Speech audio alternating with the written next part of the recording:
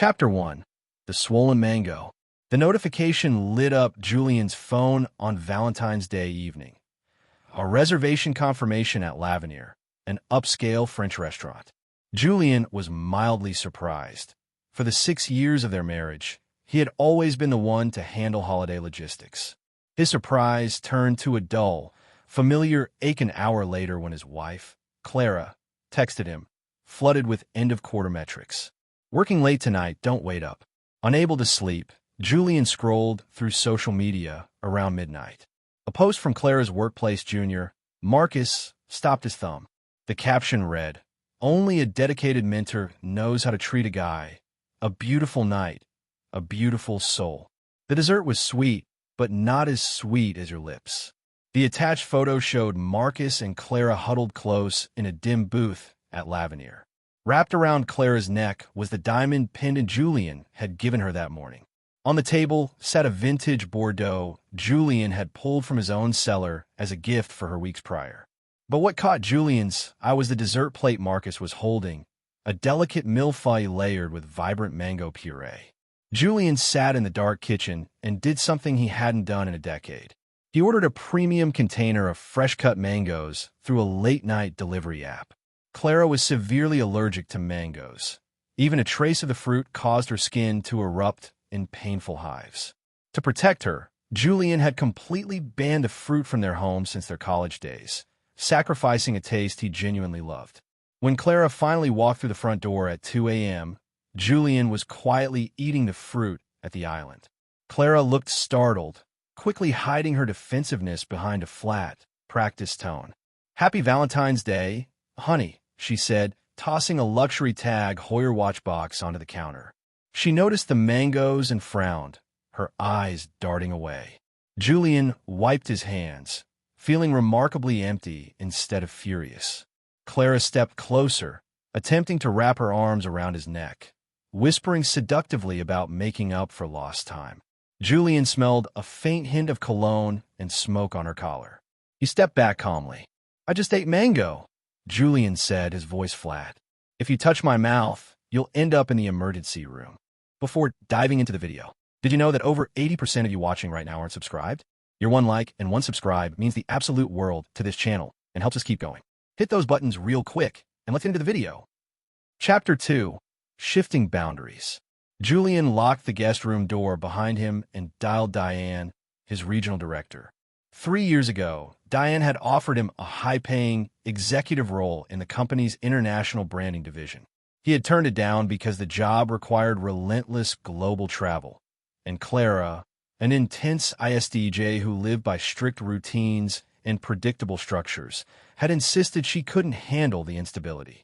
"I'm taking the position, Diane," Julian said into the receiver. Diane paused. "If you back out because of Clara again, Julian, I'm firing you myself. We deploy you to Brazil in 3 days." "Are you certain?" "I am completely certain," Julian replied. The next morning, Clara sat at the breakfast table, her upper lip noticeably puffy and irritated, the undeniable physical consequence of kissing Marcus after he ate the mango dessert. Yet, when Julian walked past her with his briefcase, she grabbed his wrist, her face hardening into a look of corporate defiance. "Are you seriously punishing me because I had to work?" Clara demanded. "Our company is preparing for an IPO. Do you have any idea how exhausting it is to maintain my position in executive management? You always said you supported my career, Julian. Why are you acting so childish now?" Julian looked down at her swollen lip, remembering the time she had ignored his calls while he was hospitalized with a severe stomach ulcer, claiming her phone was on Do Not Disturb for board meetings. He calmly pulled his wrist from her grip. "We're done, Clara." Before she could respond, her phone rang. Marcus's boyish, whiny voice echoed through the speaker. "Hey, Clara, it's freezing outside and my car won't start. Come pick me up? If you're late, you can't dock my pay, right?" Clara's face softened instantly into an indulgent, maternal expression. "You're terrified of a little cold, aren't you? The same guy who boasts about ice climbing? Fine, get ready. But you're buying me breakfast." She hung up, offering Julian a hollow, guilty explanation about mentoring young talent, totally blind to the fact that her priorities were laid completely bare. Chapter 3. The Snowstorm. A severe blizzard paralyzed the city 48 hours later. The roads were blocked by heavy drifts, and food delivery services were suspended. Julian was wrapped in a blanket on the sofa, shivering with a sudden, violent fever. He asked Clara if she could boil some simple rice porridge for him. Clara, already buttoning her heavy winter parka, barely looked back. Marcus has no groceries at his apartment and doesn't know how to cook. I need to drop off some food for him. I'll be back in an hour. As the front door clicked shut, Julian stared at the ceiling. He flashed back to high school, when a minor earthquake had struck their campus. In the middle of the chaotic evacuation, Julian had tripped over a desk and injured his ankle. Clara, terrified but resolute, had fought her way against the surging crowd of students to find him, shielding him with her own body until they made it outside. "If I didn't take care of you, you'd find a way to ruin yourself," she had scolded him coldly back then, her eyes full of genuine tears. Julian realized then that Clara hadn't lost her capacity for fierce, protective love. She had simply redirected it to a new recipient. The next morning, Julian met with a family lawyer and drafted a clean, unyielding divorce decree. He packed the paperwork into his briefcase and navigated the icy roads to Clara's corporate headquarters to serve her directly. As he stepped onto her office floor, a sudden grid failure plunged the entire skyscraper into darkness. Standing in the pitch-black corridor, Julian's phone buzzed. It was a text from a senior colleague containing a link to a public social media handle. It belonged to Marcus. The bio read, "Earning her devotion isn't just a husband's privilege." The account was a meticulous, public diary of Marcus and Clara's secret romance. Julian clicked on a video posted weeks prior. It showed Clara and Marcus at a stadium rock concert, illuminated by flashing strobe lights, holding hands and kissing passionately in the front row. It was the farewell tour of Julian's favorite childhood band, a concert Clara had claimed she was too exhausted and busy to attend with him. Chapter 4. Power Grid. Guided by the beam of his phone flashlight, Julian followed the sound of quiet sobbing down the hall to Clara's private office. Through the glass partition, he saw Marcus wrapping his arms tightly around Clara's waist, whispering, "I love you so much. What did I do wrong?" Clara was weeping, murmuring, "I'm sorry, Marcus, but we have to be careful." Marcus leaned in, tilting her head back, and they shared a long, deep kiss in the shadows. Suddenly, the backup generators kicked in. Bright fluorescent lights flooded the office, catching them instantly. Marcus stumbled backward, his face turning pale.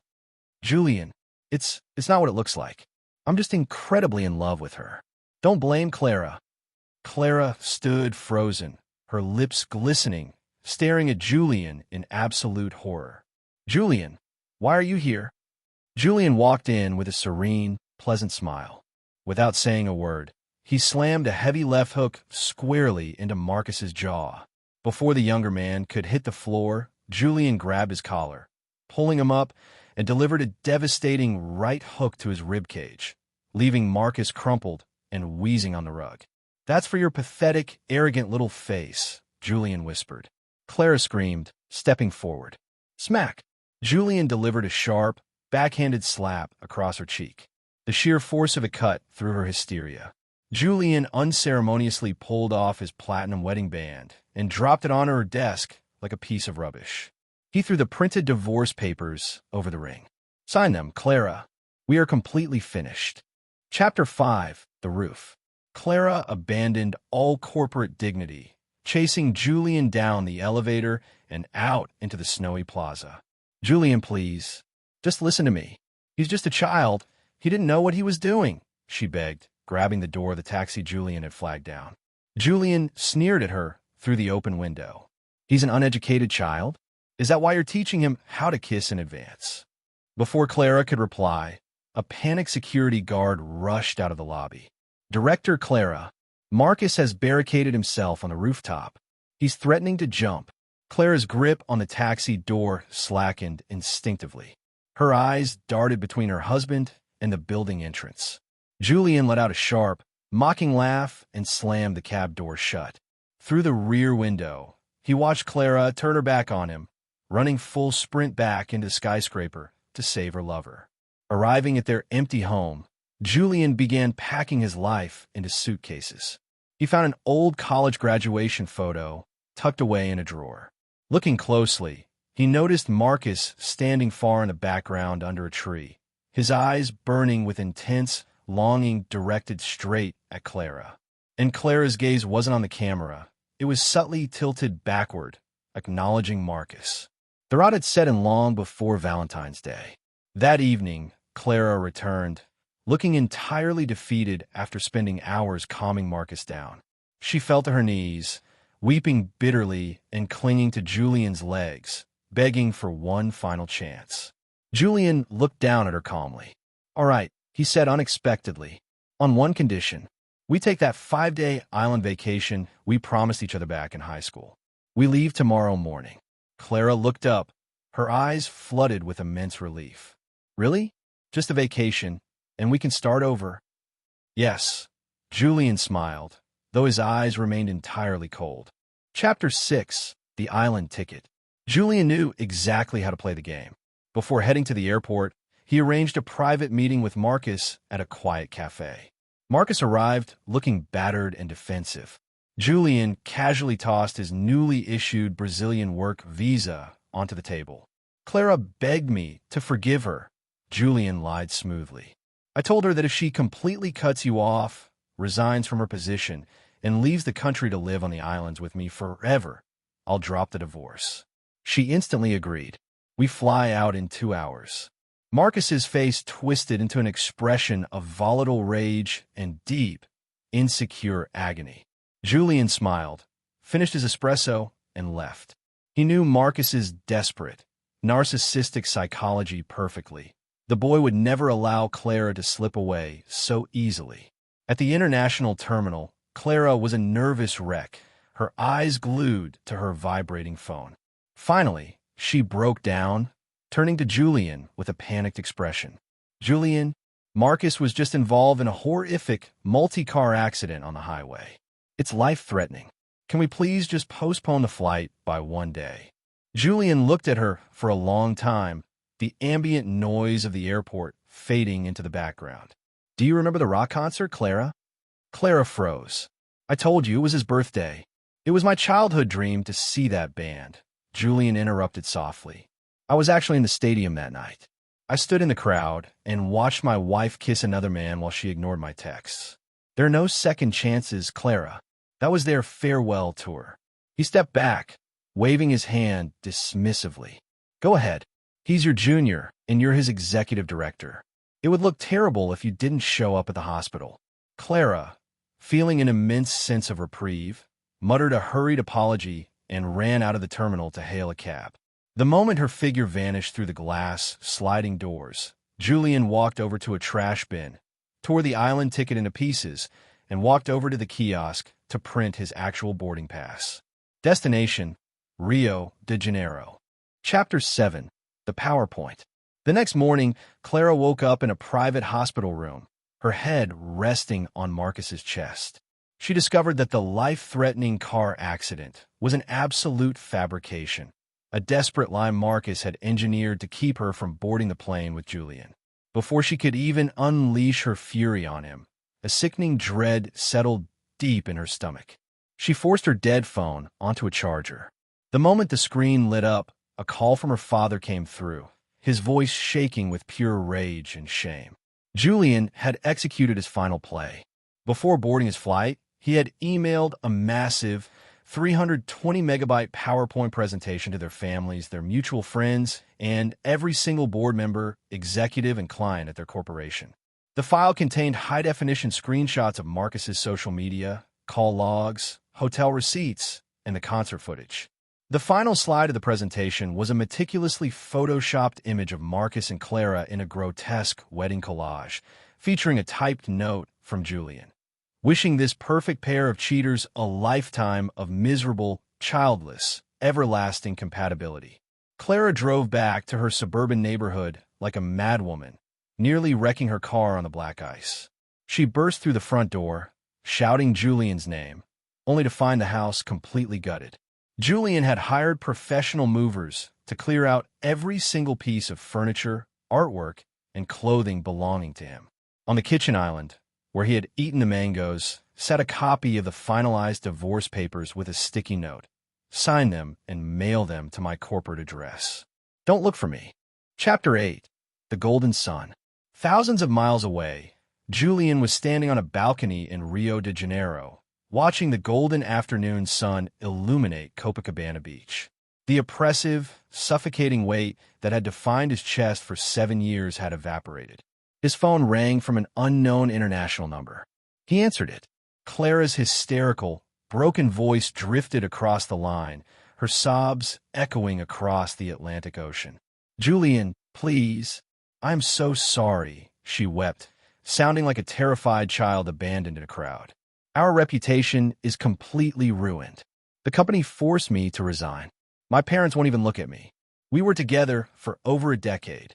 How can you be so incredibly heartless? How can you just let me go like this?" Julian let out a quiet, genuine laugh. "Why are you laughing?" Clara gasped, her voice trembling. "Julian, please." "You're completely delusional, Clara," Julian said, looking out at the glittering ocean. "You're always so utterly convinced that because you show me your pain, I will automatically feel guilty and run back to fix it. But tell me, did you ever stop to consider that I simply don't love you anymore?" He hung up the phone and blocked the number permanently. 6 months later, on New Year's Eve, Julian returned to his hometown briefly to celebrate with his parents. As the family was sitting down to a hot pot dinner, a soft knock echoed at the door. Julian opened it to find a skeletal, unkempt version of Clara standing in the snow. She was wearing a pilled, stained sweater, her hair matted, looking completely ostracized by society. "Julian, every year we spend New Year's together," she whispered, her lips blue from the cold. "I have no one left." Julian looked at her face, searching for a single spark of pain, anger, or nostalgia. He felt absolutely nothing. "Don't do this, Clara. It's a holiday, and seeing you like this honestly makes me sick," Julian said evenly. He closed the door firmly, locked it, and walked back to the dining table to enjoy the evening with the family who actually loved him. Chapter 9. The Nankai Tremor. Julian's career skyrocketed under Diane's guidance. He became a ghost in his old social circles, traveling from continent to continent, sending quirky postcards back to his mother, who playfully nicknamed him her travel frog. Eventually, his work took him to Tokyo, Japan. On a warm summer evening, Julian was walking through a vibrant street festival, eating a pastry, and watching a brilliant display of fireworks paint the night sky. Suddenly, every smartphone in the district emitted a deafening, synchronized siren. The Japanese Meteorological Agency had issued an unprecedented emergency warning for an imminent, massive Nankai Trough earthquake. Within hours, the infrastructure faced a massive communications blackout, and all international flights were grounded. Julian went completely off the grid. Back home, Julian's mother was in a state of absolute hysteria, lighting incense and praying for his survival. Clara, who had been stalking Julian's public business account, saw his last location tag near a historic district in Tokyo. Driven by a desperate, delusional urge to recreate the high school memory where she had saved him from an earthquake, convinced this was her cosmic chance to win him back, she drained her remaining savings and booked a high-risk flight to Japan. Marcus, who was now unemployed, blacklisted from the marketing industry, and living with Clara in a deeply toxic, mutually abusive relationship, tried to physically block her from leaving their apartment. "Are you insane?" Marcus screamed, grabbing her arm. "He despises you. He's never coming back. I'm the only one who actually ruined his life for you." Clara, blinded by obsession, grabbed a heavy glass kettle from the counter and smashed it violently over Marcus's head. As he fell to the floor, blood pouring from his forehead, Clara walked out without looking back. Chapter 10. The Fallen Stones. Julian safely navigated the tectonic event, experiencing nothing more than a 24-hour flight delay due to airport safety checks. When he finally landed back home, he went straight to his corporate office. As he stepped out of the lobby, a disheveled, frantic Marcus cornered him. Marcus had a jagged, angry scar running down his forehead, his eyes wild and bloodshot. "Where is she, Julian? Where's Clara?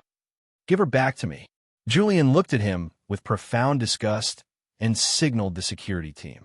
"I don't know, and I don't care. She's your responsibility now, not mine." A few days later, Julian received the full story from his parents. Clara had arrived in Tokyo during the chaotic aftermath of the tremor, frantically searching the damaged traditional inns while calling Julian's old number. Because Julian had blocked her, she kept getting a busy signal, assuming he was merely ignoring her out of anger. While she was standing outside a structurally compromised building, a massive aftershock struck, causing the stone facade to collapse directly onto her. Clara survived, but her legs were completely crushed beneath the heavy debris. The surgical teams in Tokyo had managed to save her life, but the nerve destruction was absolute. She would likely spend the rest of her days confined to a wheelchair or heavily assisted mobility devices. His mother looked at him tentatively over dinner. "Julian, are you going to visit her at the municipal hospital?" Julian took a slow sip of his water, looking out the window at the bright, clear evening sky. He thought of the girl who had saved him in high school, and then he thought of the woman who had abandoned him in a blizzard to cook for her lover. The debt had been paid in full. "No," Julian replied softly. "Clara and I have absolutely nothing to do with each other anymore." The next morning, Julian boarded a flight to a brand new country, stepping boldly into a vast, unwritten future, leaving the ghosts of his past buried beneath the snow. Chapter 11. The Border of Solitude. The humid air of Bangkok felt like a heavy wool blanket, but Julian welcomed it. It was a stark contrast to the sterile, freezing winds of his past. Sitting in a bustling open-air cafe near the Chao Phraya River, he watched water taxis cut through the murky current. His life had shrunk to the contents of 2 high-end aluminum suitcases, yet he had never felt wealthier. His phone chimed with an email from the firm's global compliance office. They were finalizing his permanent transfer to the European headquarters in Amsterdam. "Diane, the board approved the relocation package. You're officially an expat ghost now, Julian. No ties left to the domestic branch. I saw Marcus last week near the old office plaza, by the way. He was trying to hand out freelance flyers. Security chased him off. Thought you'd appreciate the trash taking itself out." Julian didn't reply. He closed the laptop and took a slow sip of his iced black coffee. He didn't find joy in Marcus's ruin anymore. He found nothing. Indifference, he realized, was far more potent than malice. Malice required holding onto a hot coal. Indifference simply let the ashes scatter. He pulled a small leather-bound sketchbook from his bag and sketched the chaotic silhouette of a passing long-tail boat. For the first time in his adult life, he wasn't keeping track of time. He didn't have a curfew. He didn't have an anxious, calculating text message waiting for him at the end of the night, demanding an accounting of his whereabouts. He belonged entirely to the geography he stood upon. Chapter 12. The Rehabilitation of a Ghost. Back in Beijing, the municipal hospital's physical therapy wing smelled heavily of rubbing alcohol and cheap flooring adhesive. Clara gripped the parallel steel bars, her knuckles stark white against the metal. Her upper body strength had improved, but her lower limbs felt like leaden weights wrapped in wet sand. "Again, Clara," the therapist said, his voice entirely clinical, devoid of the coddling she desperately craved. "2 more steps before we stop for the day." With a ragged sob, Clara dragged her left foot forward. It dragged awkwardly, the toes catching on the rubber mat. She collapsed back into her wheelchair, panting, sweat matting her unwashed hair to her forehead. From the doorway, her mother watched silently, her arms crossed. There were no flowers in the room, no cards from old colleagues. The 320-megabyte PowerPoint presentation had acted like a systemic poison. Even their extended relatives had subtly uninvited Clara from family gatherings, citing logistical constraints. Marcus called the house again, her mother said quietly, stepping into the room. "He claims he wants to help take care of you. He says since neither of you has a career left, you should move into his apartment to save on rent." Clara let out a hollow, bitter laugh that turned into a cough. "Tell him if he comes near this hospital, I'll have the guards use the restraint chairs on him. I ruined my entire existence for a boy who couldn't even survive a fake car accident without panicking. She rolled her chair to the window, pressing her forehead against the cool glass. Across the street, a young couple was arguing over a parking spot, their voices muffled by the double-paned window. Clara watched them with an aching, desperate envy. She would have given anything to have a mundane, boring argument with Julian again. She would have given anything to be the rigid, orderly woman who hated surprises, back when her life was safely paved and entirely secure. Chapter 13. The Auction of Yesterday. A year and a half after the divorce, Julian's legal representation finally completed the liquidation of their Marshall assets. Because Clara had signed the initial unyielding decree under extreme emotional duress at her desk, Julian had retained ownership of the suburban house they had shared. He gave the real estate agency a single instruction: sell everything inside, clear the title, and wire the proceeds to a charity for earthquake relief in Japan. Clara sat in her wheelchair in the driveway of the house, watching strangers carry out the oak dining table Julian had restored by hand. Her father stood behind her, holding the handles of her chair, his face a mask of silent mortification. A young couple walked out carrying the vintage Bordeaux wine rack. Clara felt a physical stab in her chest. L'Avenir. Valentine's Day. The mango puree. The dominoes of her life had fallen so quickly she hadn't even heard the crash until the dust settled over her legs. Clara, a voice rasped from the sidewalk. She flinched. Marcus stood by the iron gate, looking gaunt and severely disheveled. The angry red scar on his forehead had faded into an ugly, uneven white line that distorted his left eyebrow. He looked 30 years older than the boy who had climbed snowy mountains to impress her. "What do you want, Marcus?" her father warned, taking a step forward. Marcus ignored him, staring directly at Clara. "They're selling his Patek Philippe watch inside, the one you gave him." The auctioneer said Julian refused to take it with him to Brazil. He left in the safe with a note saying it kept dirty time. Marcus let out a ragged, pathetic sigh.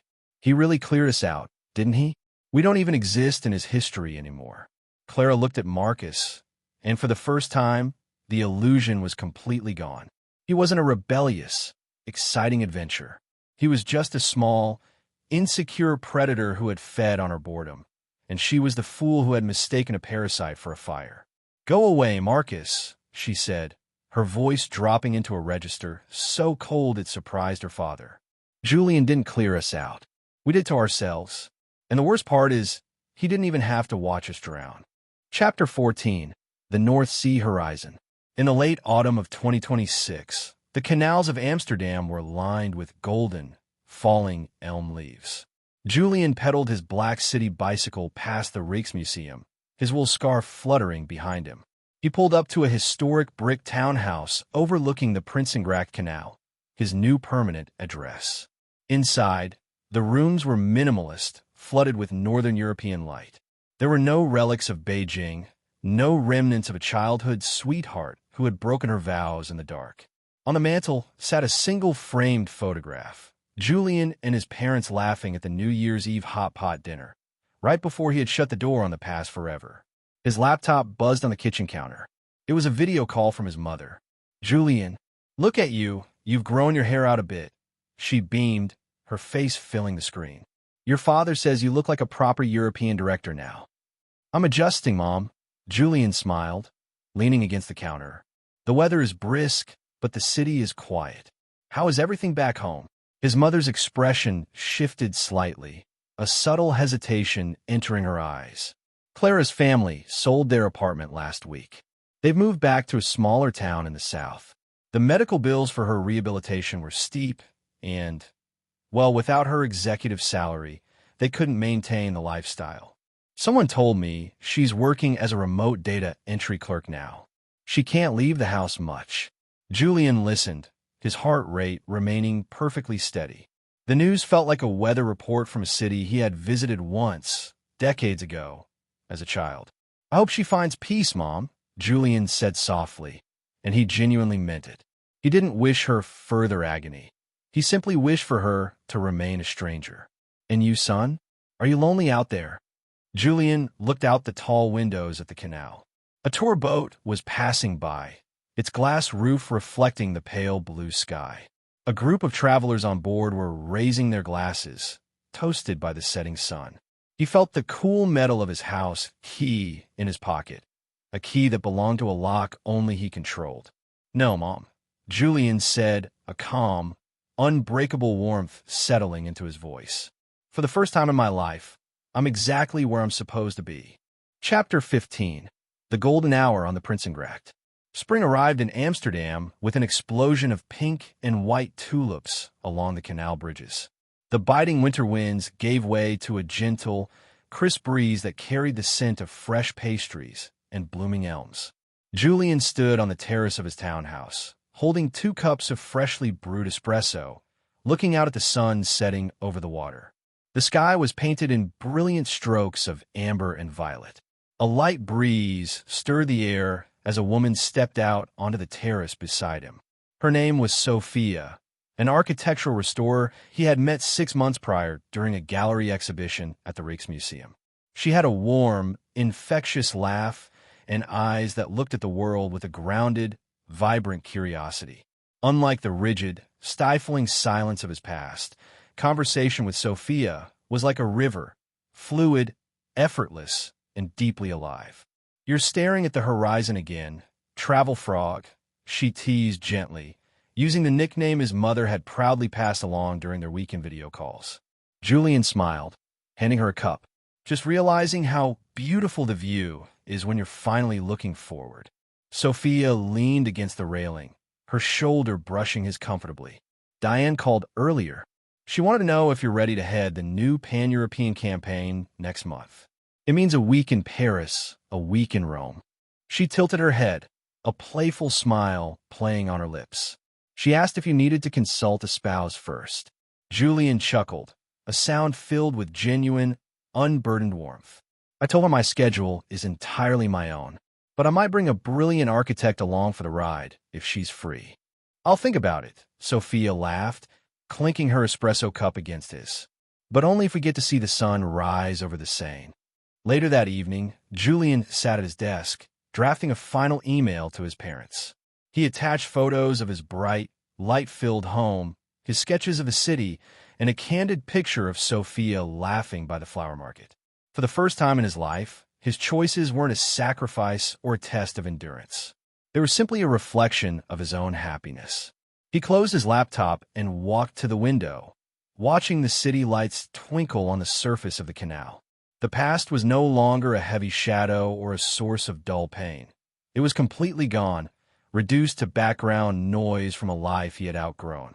Julian took a deep breath of the fresh spring air, wrapped his arm around Sophia as she joined him, and stepped completely into the bright, beautiful chapters of his new beginning. Before diving into the video, did you know that over 80% of you watching right now aren't subscribed? Your 1 like and 1 subscribe means the absolute world to this channel and helps us keep going.